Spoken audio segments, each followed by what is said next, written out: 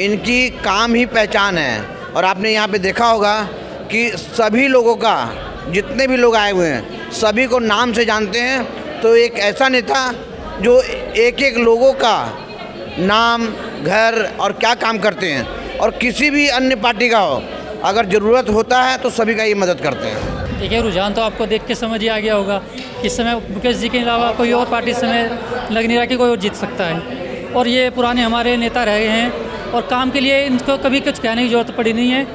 ये किसी व्यक्ति की समस्या देखते ही उसको तुरंत संज्ञान लेते हैं और काम पूरा होता है। आम आदमी पार्टी के मुकेश गोयल जी भारी बहुमत से जीतेंगे।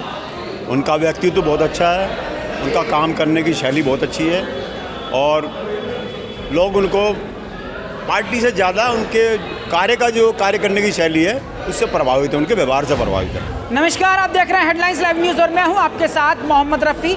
इस वक्त मैं आदर्श नगर विधानसभा सीट धीरपुर गांव में मौजूद हूं और अभी यहां पर जो आम आदमी पार्टी के प्रत्याशी हैं मुकेश गोयल जी, वो यहां आए थे। सवाल यह है कि आदर्श नगर सीट पर आम पार्टी के जो प्रत्याशी हैं मुकेश गोयल जी, क्या रुझान निकल कर आ रहा है और क्या भरोसा है उन पर? ऐसा है कि मुकेश गोयल जी आदर्श नगर विधानसभा का जाना पहचाना नाम है। आज ये प्रत्याशी विधायक के रूप में हुए हैं। 30 वर्षों से विधानसभा की अलग अलग वार्ड से निगम पार्षद भी रहे हैं और एक लोकप्रिय प्रत्याशी, लोकप्रिय नेता के रूप में जाने जाते हैं और इनकी काम ही पहचान है। और आपने यहाँ पे देखा होगा कि सभी लोगों का, जितने भी लोग आए हुए हैं सभी को नाम से जानते हैं। तो एक ऐसा नेता जो एक एक लोगों का नाम, घर और क्या काम करते हैं, और किसी भी अन्य पार्टी का हो अगर ज़रूरत होता है तो सभी का ये मदद करते हैं। तो जिस तरह से आप बोल रहे हैं, क्या लग रहा है वाकई में धीरपुर की जनता और पूरे आदर्श नगर की जनता की हम बात करें तो वाकई में इस तरह का प्यार, रुझान मुकेश जी के लिए सबका है?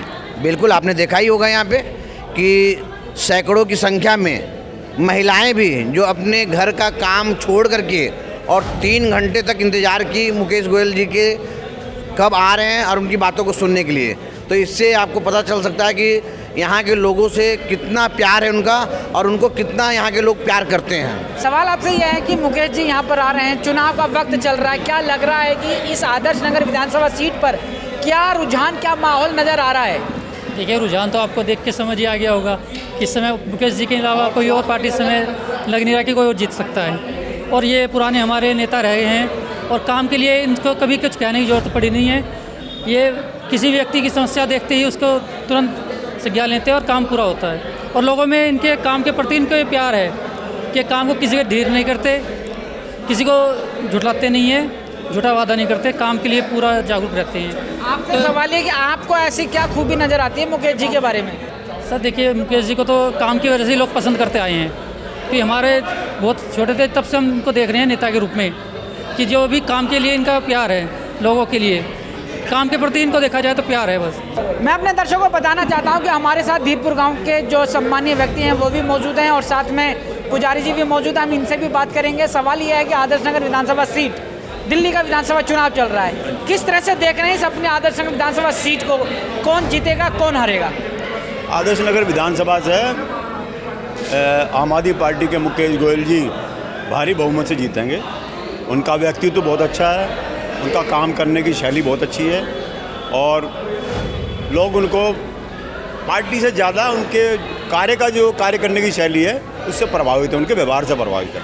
व्यवहार से प्रभावित हैं तो, और उसके अलावा जो आम आदमी पार्टी की बात करते हैं, अरविंद केजरीवाल की बात करते हैं, उनके जो काम हैं जिनको रेवड़ी के तौर पे दूसरी पार्टी बताती है, क्या वाकई में लोगों को फ़ायदा पहुंचा रहा है? बिल्कुल फ़ायदा पहुंचा रहा है। लोग व्यवहारिक जीवन में, अपने दैनिक जीवन में उस चीज़ का लाभ उठा रहे हैं।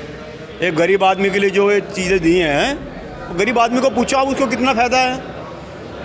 एक बस में फ्री जाती है महिला, या उसको 200 यूनिट जो बिजली की फ्री मिल रही है, पानी फ्री मिल रहा है, गरीब आदमी की तो बहुत बड़ी चीज़ है ये। 10-15 हज़ार का उसको इनडायरेक्टली बेनिफिट हो रहा है, फ़ायदा मिल रहा है। आपसे एक आखिरी सवाल ये लेना है कि आप अपने धीरपुर गांव को ये बोलते हैं कि किसी भी प्रकार का धोखा नहीं होना चाहिए, तो इस बात को आप क्यों कहते हैं? मैं इसलिए कहता हूँ कि कुछ कार्यकर्ता इस तरह के होते हैं जो मतलब किसी उम्मीदवार के साथ वोट मांगने आते हैं, मैं किसी पार्टी का नाम नहीं लूँगा, लेकिन वो कार्यकर्ता जो वोट मांगने आते हैं वो सिर्फ जो प्रत्याशी को दिखाने के लिए मांगने आते हैं। उनका गांव के सुख दुख से, गांव की समस्या से कोई मतलब नहीं है, उनका कोई निजी स्वार्थ होता है, ठीक है ना। जो निजी स्वार्थ उनका निकलने के बाद फिर ना तो उनका उस प्रत्याशी के प्रति ये कोई गंभीर होता कि भाई ये जीते या नहीं जीते। वो कोई ये नहीं कहते जी अब हमारे गांव की ये हमारी समस्या है, इसको हल कराओ या ये कराओ। फिर समय देख के वो दूसरी पार्टी वाले के साथ हो जाते हैं, क्योंकि उनका तो निजी स्वार्थ है, व्यक्तिगत स्वार्थ है। मेरे को पैसा मिल जाए, मेरे को और चीज़ मिल जाए, शराब वराब का भी जैसे होता है, उनका निजी स्वार्थ है उनका, इसलिए वो जहाँ उनको मिलता है, जैसा मिलता है वो उसकी तरफ चले जाते हैं। इसलिए मैंने वो धोखे का शब्द यूज़ करा कि भाई हम धोखा ना खाएं, हम अपने गांव की समस्याओं को पहले रखें, ऐसे आदमी को वोट करें जो हमें लगता है कि हाँ ये आने के बाद, जीतने के बाद हमारी समस्याओं को हल करेगा।